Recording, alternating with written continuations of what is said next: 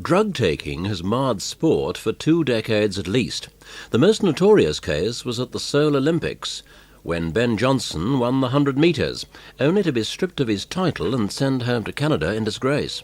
They're under orders and they're away. And Linford Christie has got off to a slow start, but Johnson's flying. It's Johnson. And Johnson from Lewis. Linford Christie's going to get a bronze. Ben Johnson, the world champion, has done it. He's upset the form book. The time 9.79. And the Canadian, who almost failed to qualify, has won the Olympic gold medal from Carl Lewis.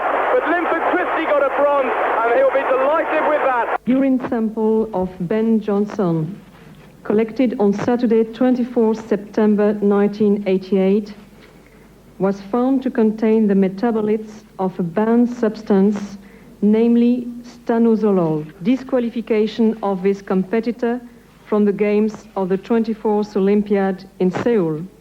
Of course, the gold medal has been withdrawn by the IOC. A couple of days ago, Canada had the opportunity of having a day of great national pride. And from that time until today, I guess we're now experiencing a few moments of national embarrassment. It was a sunny day in April 1989 when Liverpool met Nottingham Forest in the FA Cup semi-final at Hillsborough.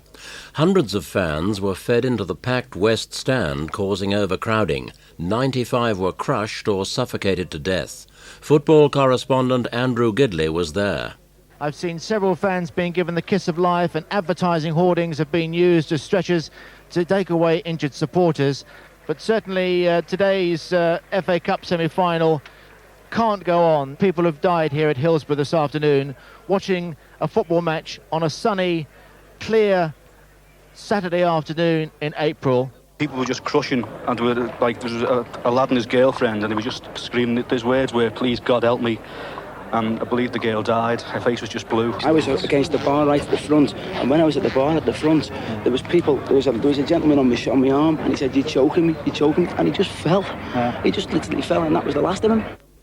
It's a cruel hand of fate that disasters often strike when people are enjoying themselves.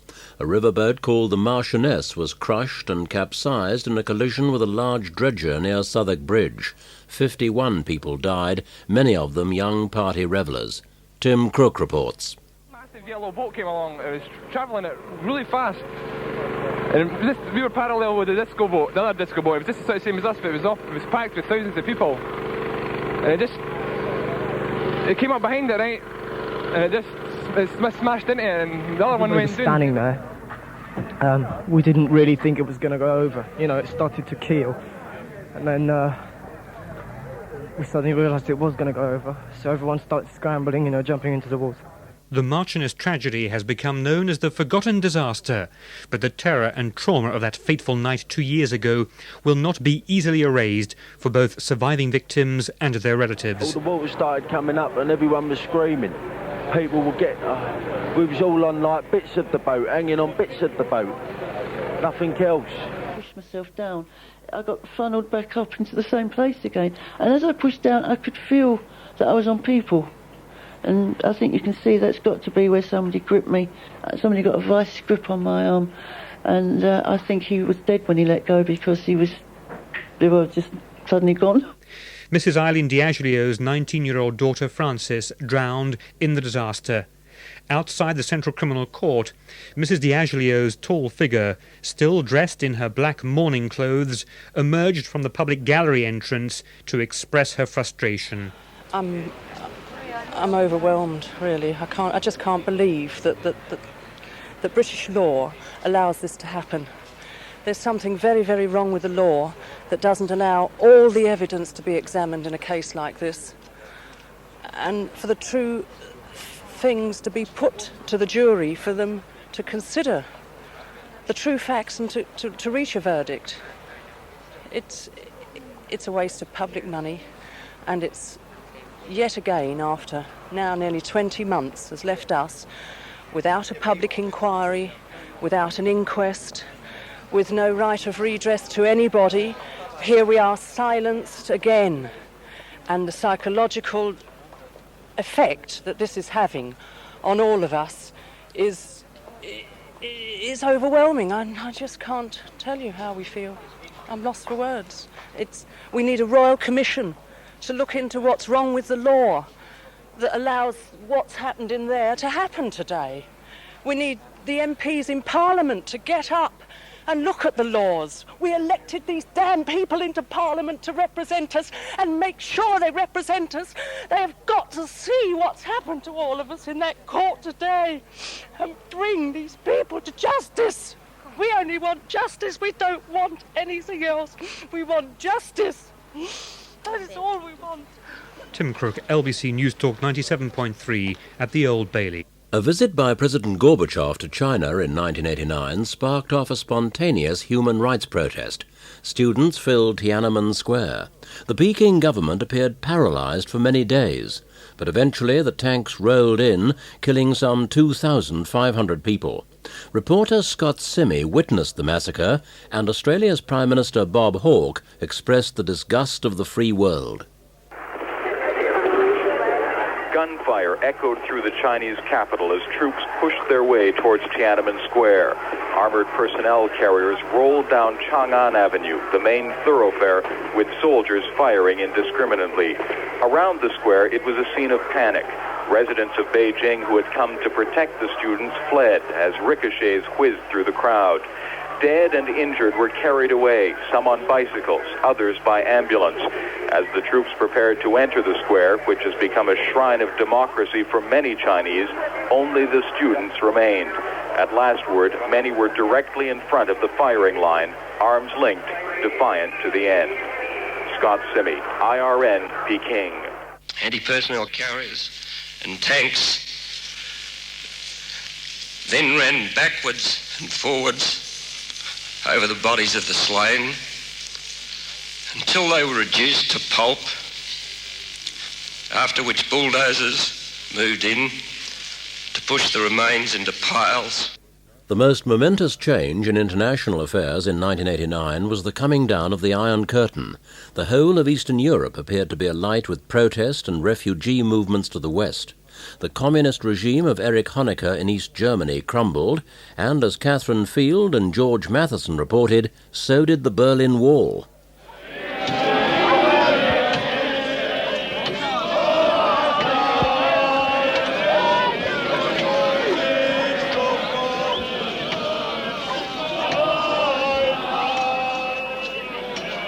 Standing here on the western side of the Brandenburg Gate, there are hundreds of people standing on top of the Berlin Wall. There's a man with a pickaxe fighting his way through the concrete. It's flying off in chips. People are jumping around to get bits of it because who knows how much longer the Berlin Wall will last.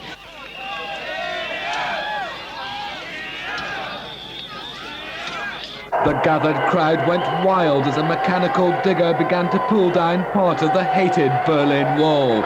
20-year-old Andrea Adler, who's lived all her life beside this part of the wall, was overjoyed. I see in this moment the wall destroyed, and it's great. It was another historic and symbolic moment for the East German people who've seen their country transformed in the space of little over 8 weeks. George Matheson, IRN, East Berlin. This is Catherine Field standing on top of the Berlin Wall by the Brandenburg Gate. In front of me I can see the Unter den Linden. It's on the other side of the wall. In between is the no man's land. You can see there's rows and rows of soldiers and police across the Unter den Linden to try and stop the people from East Berlin coming over to West Berlin. But tonight the Berlin Wall has just become a theatre. There's hundreds of people standing on top, and there's thousands more East Berliners who have used tonight for the first time in more than 20 years to come over to West Berlin freely.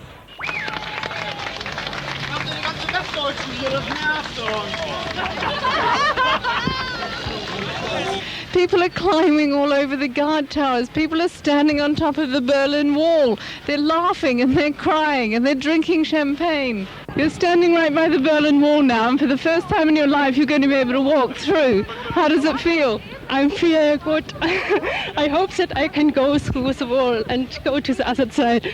They all want to see West Berlin, and they go through the street and see, and they want not to eat and drink, and I think it's what's go. In 1990, the unthinkable happened. The woman who boasted that she would go on and on and on resigned. She was described in the East as the Iron Lady of the West, adored by very many Americans, including President Ronald Reagan. Margaret Thatcher was Britain's longest-serving Prime Minister since Pitt the Younger. Monetary policy was her downfall. To lose one leading cabinet minister through resignation is unfortunate. But, as Lady Bracknell would say, to lose two is just carelessness. Mrs. Thatcher was defiant to the very end. And in case anyone doubted it, can I assure you there will be no ducking the bouncers, no stonewalling, no playing for time.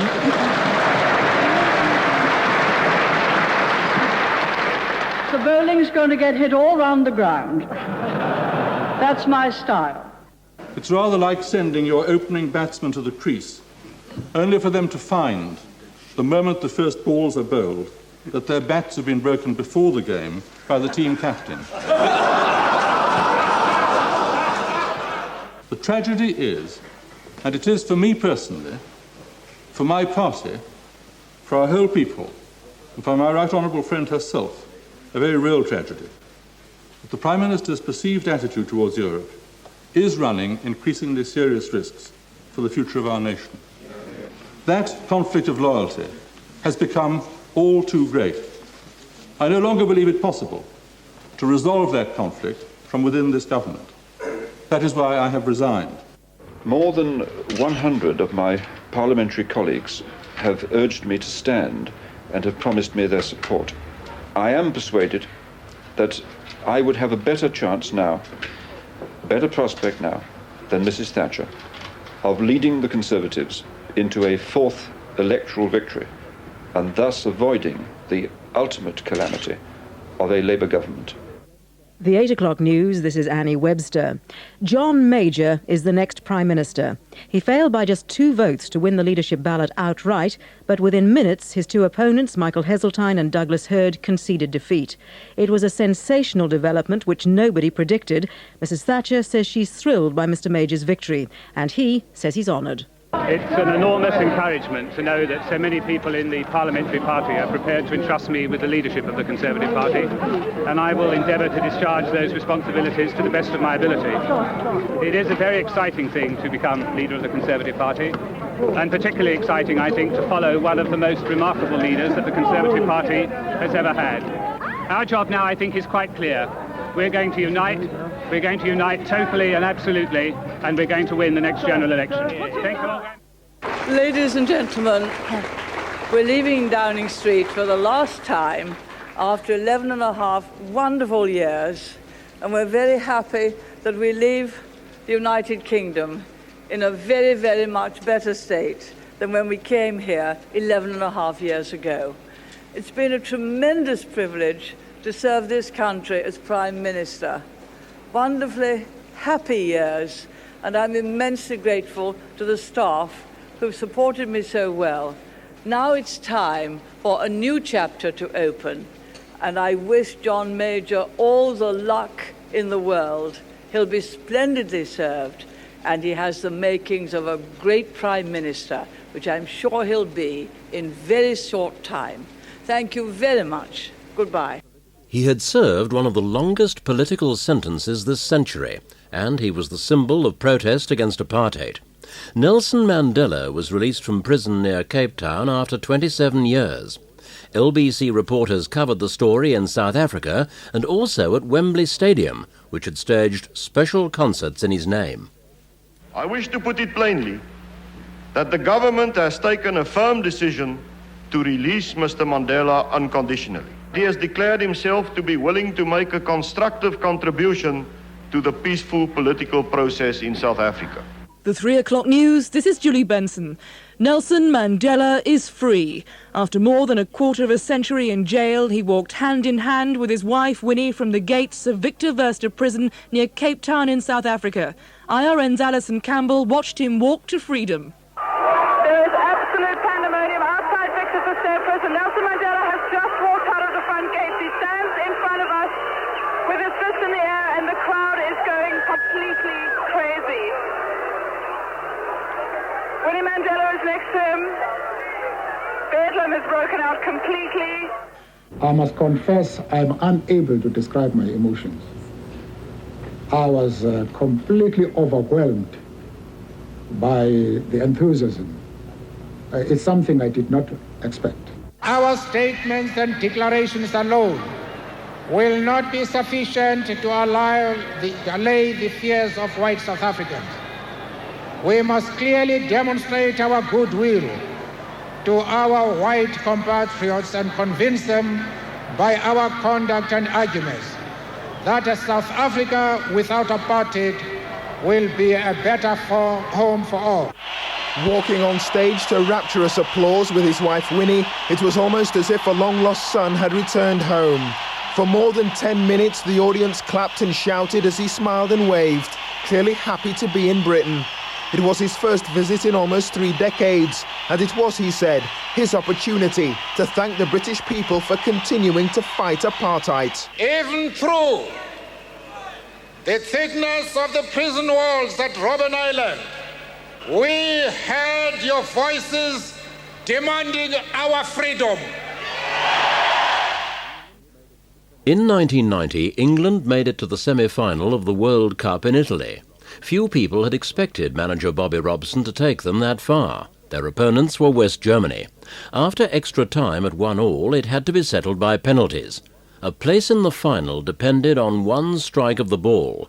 Tony Lockwood described what happened. Now it's Chris Waddle, who simply must score against Bodo Illgner. It's going to be left foot, steps up, and he's missed, and that is it. Chris Waddle's penalty miss. England are out of the World Cup in the most dramatic fashion possible, and the German players climb all over Bodo Illgner. It is scenes of celebration for Germany and complete despair for England. On December the 1st, 1990, history was made with the Channel Tunnel breakthrough. Under the choppy waters of the English Channel, champagne and entente cordiale broke out as Britain and France were joined for the first time since the last Ice Age. Sue Flipping from Invicta Radio watched the events. The historic moment came almost 3 years to the day after digging started. A thumb-sized hole appeared in the chalk separating the two countries. Within minutes, it was fist-sized and a hand appeared. More chipping, and almost suddenly it was large enough for the first man, Philippe Cazot, to be pulled unceremoniously through. Nice to meet you, Philippe. Are you a driver? Machine driver? He was greeted by Graham Fagg, one of the longest-serving Channel workers, who'd been chosen by lot to be the first Briton through to the French side.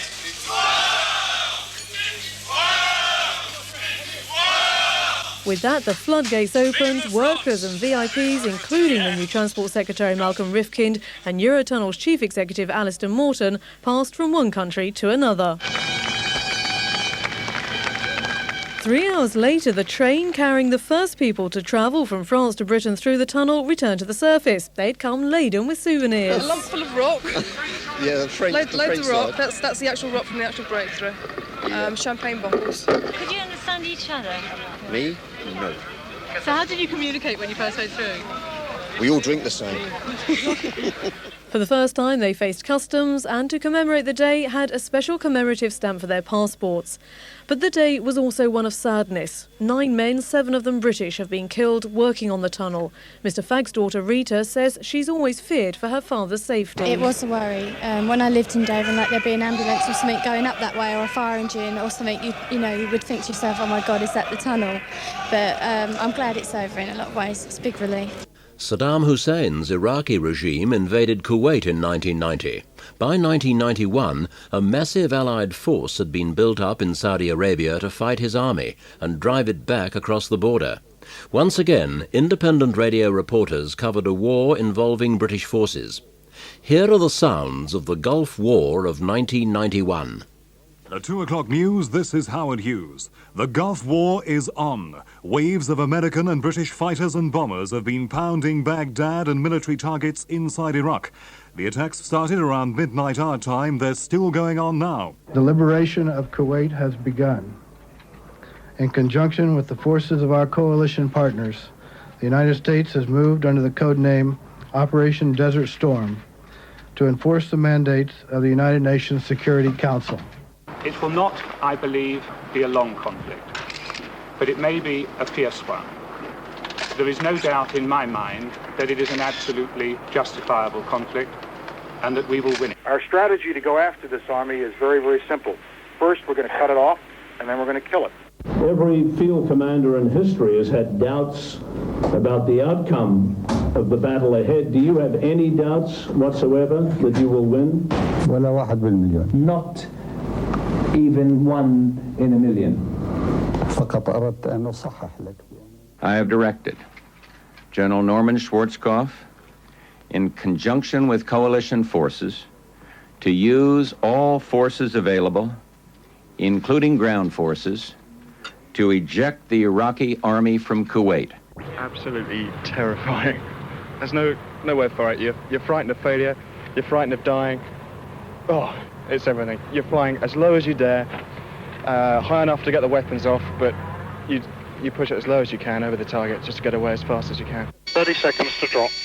I'm going to commit at 15. Okay, happy. And I'm flying manually. Roger. On 4 line is through the target path. Nothing on the radar. Nothing at all. Committing. Sitting. Committing in the back.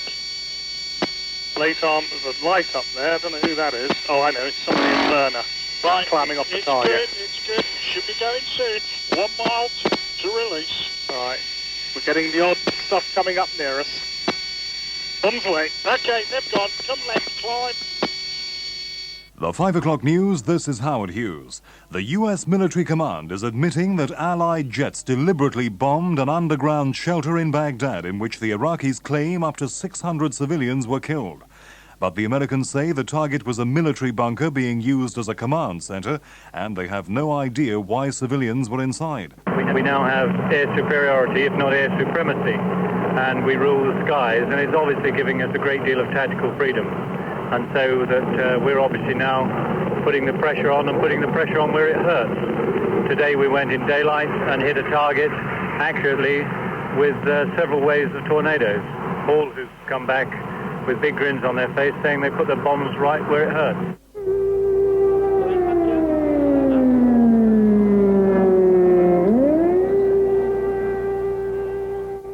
I heard what I thought were 2 small explosions, but they were very, very far away. I had just got a report from one of my sources here that 2 missiles have fallen in Tel Aviv. A third one is in the air. The civil defense here is telling everyone to put their gas mask on and go into a sealed room. At the moment, I'm ignoring that order. Some people here at the Bureau are putting their gas mask on, and I may do the same very soon. Saddam has sickened the world with his use of Scud missiles, those inaccurate bombs that indiscriminately strike at cities and innocent civilians in both Israel and Saudi Arabia. These weapons are nothing more than tools of terror, and they do nothing but strengthen our resolve to act against a dictator unmoved by human decency. The heavy guns poured through border sandbanks deep into enemy territory. They've now dug in, providing the heavy fire support for a charge north by American troops. The one sign of resistance was one trench that had long been deserted. Traveling south, sitting down in the back of 4 trucks, were tired-looking Iraqi prisoners of war. The joint U.S.-British advance has gone much better than commanders had expected. A key delaying factor now is dealing with the large number of Iraqi units waving the white flag. James Matthews, IRN, in enemy territory. While our great armed forces will continue its withdrawal from Kuwait and complete it on this day. As far as Saddam Hussein being a great military strategist, he is neither a strategist, nor is he schooled in the operational art, nor is he a tactician, nor is he a general, nor is he as a soldier. Other than that, he's a great military man. I want you to know that. The 5 o'clock news, this is James Bays. The Allies have just stopped firing in the Gulf War. President Bush has been on American television early today to reveal that coalition forces were ceasing hostilities on their side from 5 o'clock this morning our time. But from the Oval Office of the White House, the president stressed the Allied ceasefire is conditional. Mr. Bush reminded his fellow Americans that the ceasefire by the Allies comes exactly 100 hours since the beginning of offensive ground operations and 6 weeks since the start of Operation Desert Storm. And the President reminded the people how the Gulf crisis itself began. 7 months ago, America and the world drew a line in the sand. We declared that the aggression against Kuwait would not stand. And tonight, America and the world have kept their word. This is not a time of euphoria, certainly not a time to gloat, but it is a time of pride. Pride in our troops, pride in the friends who stood with us in the crisis, pride in our nation, and the people whose strength and resolve made victory quick. The highway was jammed door to door with cars the troops had stolen in a frantic bid to escape. They now lie mangled and burnt out with windscreens shattered by bullet holes. In one, a neatly pressed olive green uniform lies on the back seat next to a looted video recorder. A Kalashnikov rifle is on the roof where the driver had taken aim for the advancing U.S. Army. His helmet upside down in the sand several feet away. Bodies lie strewn along the road, their number clear evidence of a massacre. James Matthews, IRN, Kuwait. The civil war in the Lebanon resulted in an evil practice of capturing Western hostages and holding them for ransom. Sometimes nothing would be heard of someone snatched from the streets of Beirut for many years. On other occasions, the hostages would be executed in response to some other event in the Middle East. But gradually, from August 1990 to November 1991, well-known British hostages Brian Keenan, John McCarthy, Jackie Mann and Terry Waite emerged from captivity. I never allowed myself to think that they were going to shoot me. And if they were, what was the point in thinking about it? I was confident I would get home sometime. I was frightened it would be a long time. I continually told myself and told them that you take only from me my liberty. You don't take my freedom. That you can never take. It's been a very, very long time. 5 years and 3 months. There are times when it seemed it would never end. You know, one kept hearing news and thought maybe now, and it would go away. And I think for all of this was a constant strain, a constant pressure on us. And we had to work very hard between us to keep our spirits up, to keep ourselves happy and determined to carry on. Before I was released, I spoke to some leaders of the group that were holding me, which is Islamic Jihad, Jihad Islami. And they said that they believed the time was right now to end all the situation for all the Western hostages. And they've given me a letter that they have asked me to take directly to the Secretary General of the United Nations, Perez Correa.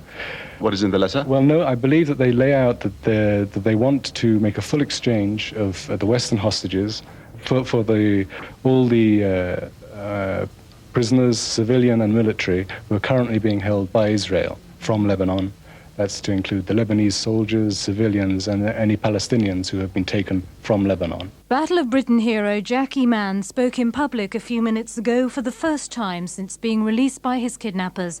He said his ordeal was extremely harrowing. My voice has gone after 2.5 years of training. Do that, don't do that. Don't speak, be quiet. Then I've lost my voice. The 9 o'clock news, this is Ian Ramage. Terry Waite has appeared in public for the first time after almost 5 years as a hostage in Beirut. His kidnappers let him go this afternoon. He's been handed over to Britain's ambassador in Syria. Scots-born American Tom Sutherland has also been released. Mr. Waite's just been talking at a news conference in Damascus. He's explained how the kidnappers told him and Sutherland they were being freed. This afternoon, when we were sitting together in our cell, chained to the wall as we have been chained to the wall for the last 5 years, and in some cases of Tom and others for 7 years, 23 hours and 50 minutes a day. One of our captors came in and told us that Tom and myself would be freed this evening. He also said to me, "We apologize for having captured you. We recognize that now this was a wrong thing to do. That holding hostages achieves no useful, constructive purpose. All I can say, though, about the English, they take a hell of a long time to get things done. He came to get me out of there about 5 years ago, and it's taken him 5 years to get me out, but finally he's taking me home. So I'm very, very happy about that. But we're going to have to get some American technology to the Church of England and show them how to get things done a little bit faster. The 12 o'clock news, this is Howard Hughes. Terry Anderson, the last American hostage in Lebanon, is finally on his way home. He'd been held for 6 years and 9 months, the longest of any Westerner. I've thought about this moment for a long time. These men all gave something to me, helped me. I hope they got something in return. There's Brian Keenan, a really tough Belfast boyo with a penetrating mind. The cliche Irish sense of humor. I mean, he told some of the longest and funniest shaggy dog stories I've heard in a somewhat disreputable life. You saw, all of you, John McCarthy when he came out, looking like he'd just come down from university, smiling and waving. John kept us going a lot with his dignity and his sense of humor. Terry Waite. I mean, what can I say about this man? He risked his life for me. When he lost, when we finally met him in prison, for a year, I never heard him express a word of regret or bitterness, not once. He'd do it again tomorrow. I know it. He's a very brave man, also a man of deep faith. Mikhail Gorbachev brought about the end of the Cold War. He introduced perestroika and glasnost. He allowed the dissolution of the Iron Curtain, and he gave the countries of Eastern Europe their freedom. But he wasn't able to keep the Soviet Union together. It began to unravel, first in the Baltic states.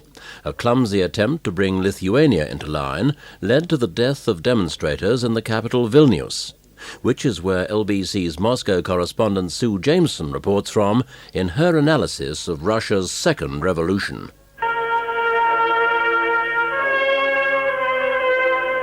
Lithuania is a republic in mourning today. 500,000 people turned out for the funerals of 14 killed by the Soviet army at the television tower on the day President Landsbergis has called Sacrifice Sunday. The bodies of 9 of the victims were carried through the streets of Vilnius today in a slow and moving procession from the sports center, where there was a 2-day lying in state, to the cathedral for the official service. The other bodies will be buried in their hometowns. The crowd lined the procession route from first light, all carrying candles, flowers or wreaths. As the seemingly never-ending procession moved to the cathedral, every face told the story of Saturday night when tanks and troops storming the television tower plowed into a crowd of peaceful demonstrators. In March, Gorbachev launched a nationwide referendum to back his vision of a new union, and though 6 republics boycotted the vote, 75% said yes to the union. But a better example of voters' true feelings came in June, when Boris Yeltsin finally swept to power as Russia's first democratically elected president. A stunning victory which opened the way to a new relationship between the two former foes, Gorbachev and Yeltsin. News that encouraged the G7 countries meeting in London, and which made Yeltsin a key player when George Bush came to Moscow in June for a superpower summit. Then, just hours before a new union treaty was signed to give republics power at the expense of the Kremlin, President Gorbachev was overthrown by a group of hardliners who sent the tanks into Moscow. Mikhail Gorbachev, on holiday in the Crimea, discovered he was absolutely powerless. I picked up one of the telephones. It was dead. I picked up the 2nd, 3rd, 4th telephone receivers. All were dead. I was isolated. And while he waited, Moscow, led by Boris the Brave, rallied to defend the freedoms which perestroika planted 6 years ago.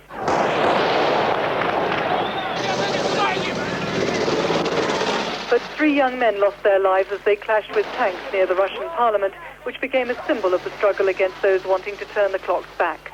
Foiled by the bravery of the people, the refusal of soldiers to kill, and the mismanagement of the Gang of Eight, the coup ended almost as suddenly as it had begun. There's thousands of triumphant people waiting outside the Russian parliament, cheering, chanting and waving the Russian flag. Heard Boris Yeltsin say, "Hooray for Russia." This is a lesson for the country and a lesson for Gorbachev, he said, and warned there was still a vulnerable situation. But he added to cheers, reform is now guaranteed because the people fought for their freedoms. And the crowd roared back its approval. Sue Jameson, IRN, Moscow.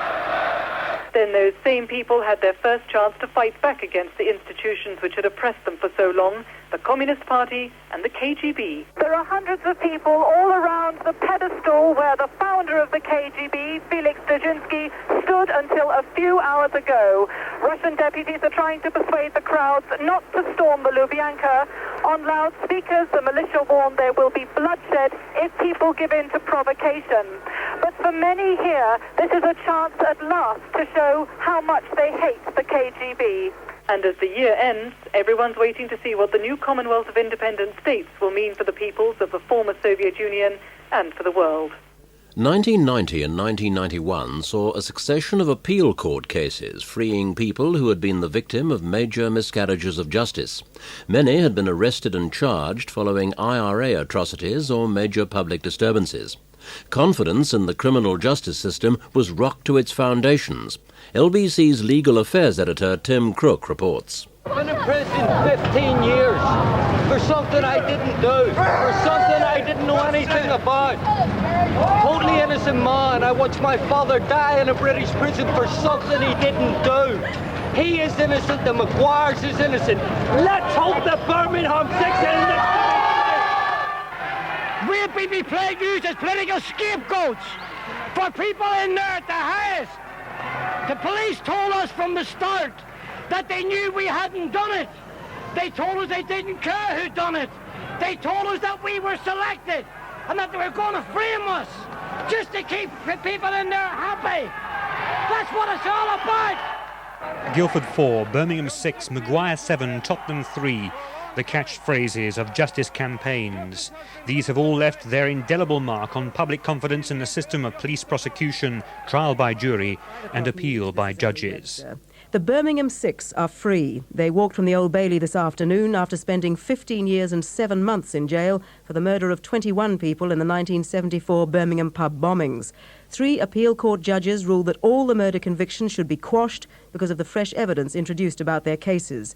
Tim Crook reports from the Old Bailey. When Lord Tony Gifford QC asked the judges to express society's deep regret to these men that it's taken 16 years for this injustice to be rectified, relatives clapped loudly. Then Lord Justice Lloyd asked the 6 men to stand up. He said Richard McElkenny, Patrick Hill, William Power, John Walker, Robert Gerard Hunter, Hugh Callaghan. The reasons for the decision which we are about to announce will be given at a later date.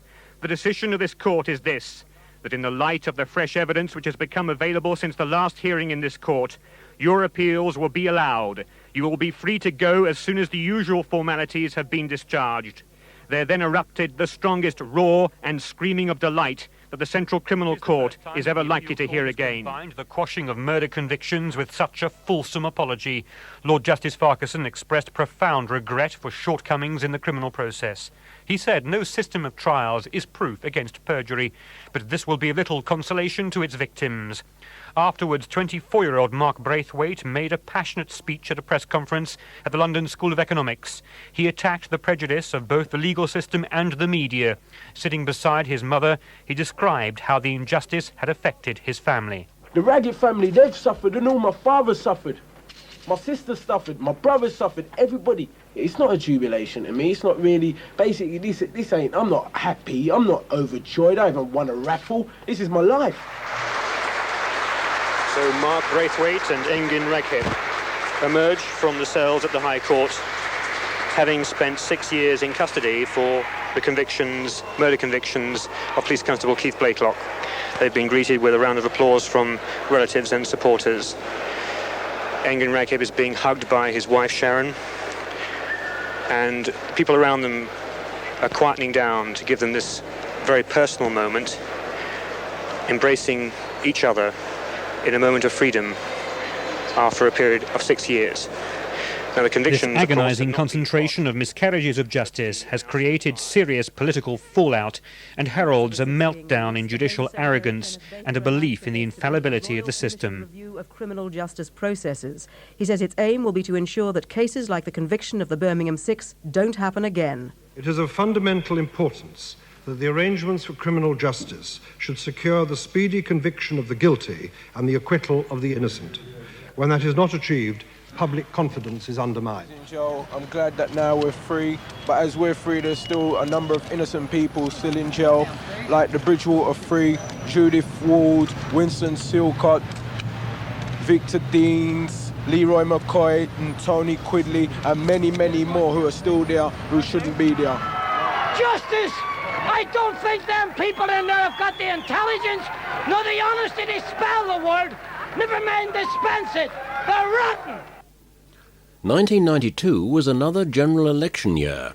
Would Neil Kinnock lead Labour back into Downing Street for the first time since 1979? Would Prime Minister John Major keep the Tories in government? The polls swung one way and then the other, but the poll that mattered ended the political career of Mr Kinnock as party leader.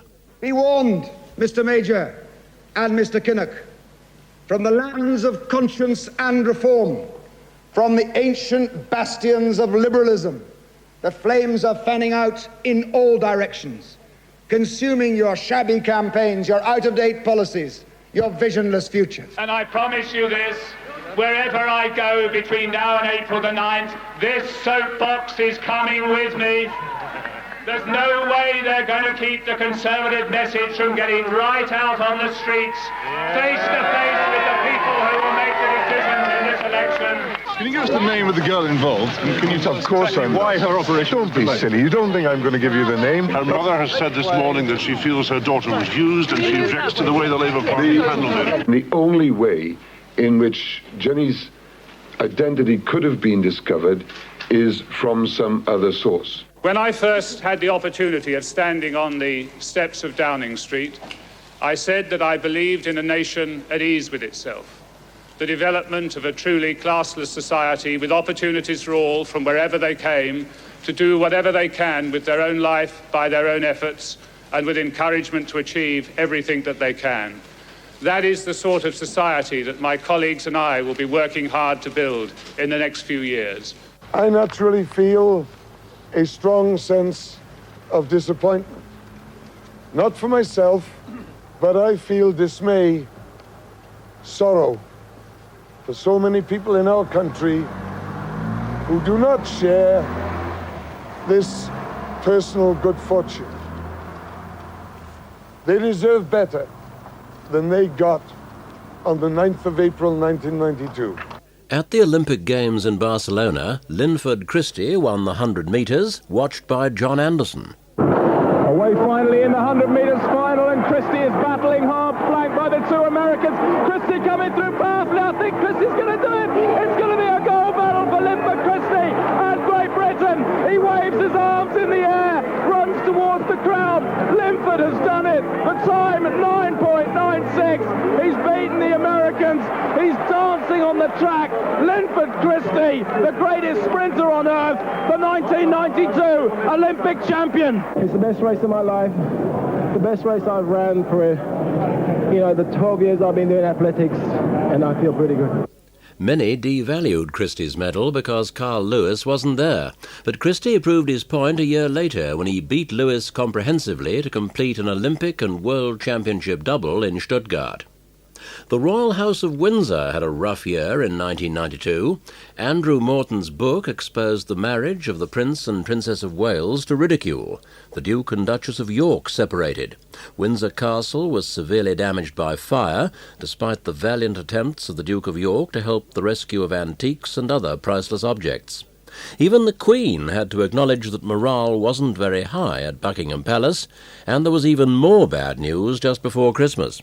She felt that she couldn't confide in her friends, couldn't confide in her family about the problems that she was facing, the isolation which she felt, the suspicions about her husband's friendship with Camilla Parker Bowles, and this brought her to the brink of despair. So much so that as I say in the book, on several occasions she attempted suicide. And I'll make it perfectly clear that these were not genuine attempts to kill herself, but they were desperate, desperate cries for help. I think that the only thing that one can say is that it is an immense relief that this happened during daylight and mid-morning when there were a lot of people around. Had this happened at night, in the place that it happened, I think we would have lost a great deal more. 1992 is not a year on which I shall look back with undiluted pleasure. In the words of one of my more sympathetic correspondents, it has turned out to be an annus horribilis. It is announced from Buckingham Palace that, with regret, the Prince and Princess of Wales have decided to separate. Their Royal Highnesses have no plans to divorce, and their constitutional positions are unaffected. This decision has been reached amicably, and they will both continue to participate fully in the upbringing of their children. Their Royal Highnesses will continue to carry out full and separate programmes of public engagements and will from time to time attend family occasions and national events together. The Queen and the Duke of Edinburgh, though saddened, understand and sympathise with the difficulties that have led to this decision. Her Majesty and His Royal Highness particularly hope that the intrusions into the privacy of the Prince and Princess may now cease. In 1993, Mr. Major had his own share of misfortune. His popularity in a Gallup poll was the lowest for any Prime Minister since polling began in Britain in the late 1930s. Recession, scandal, divisions over Europe all came together to make his premiership vulnerable. Sacking Norman Lamont as Chancellor of the Exchequer pleased the right of his party, but Mr. Lamont had a sharp sting in his voice during a bitter speech to the House of Commons. There is something wrong with the way we make our decisions. The government listens too much to the pollsters and the party managers. There is too much short-termism, too much reacting to events, not enough shaping of events. We give the impression of being in office, but not in power. We are politicians as well as policymakers, but we are also the trustees of the nation. And I believe that in politics, you should decide what is right and then decide the presentation, not the other way around. Unless this approach is changed, the government will not survive and will not deserve to survive. We finish where we started, the Middle East. 20 years after the Yom Kippur War, a new era is opening there. Israel and the Palestine Liberation Organization signed an historic treaty recognizing each other's right to exist. The Israeli Prime Minister Yitzhak Rabin said despite the obstacles to peace, he remained optimistic. It's an historic moment that hopefully will bring about end to 100 years of bloodshed, misery between the Palestinians and Jews, between Palestinians and Israel.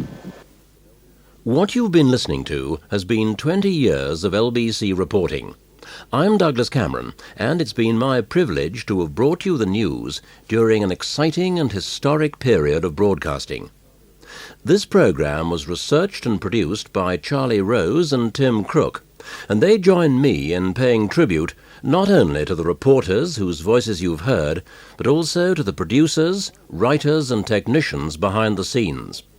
Finally, our sincere thanks to the people of the world who've spoken to LBC since 1973, and to the people of London who've listened.